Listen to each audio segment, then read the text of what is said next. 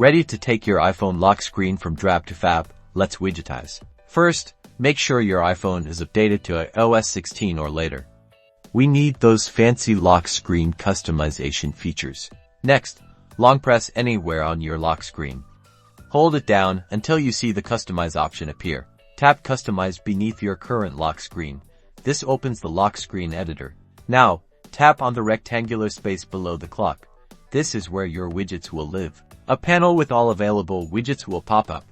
Find Widgetable in the list of apps. You might have to scroll a bit. Tap the Widgetable icon. You'll see different widget options. Choose the type of Widgetable widget you want to add. For this example, let's add a simple photo widget. Tap the small square photo widget. See it appear on your lock screen. Awesome.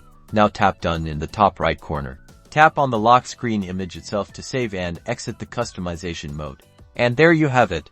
Your Widgetable widget is now proudly displayed on your lock screen, ready to add some personality to your phone.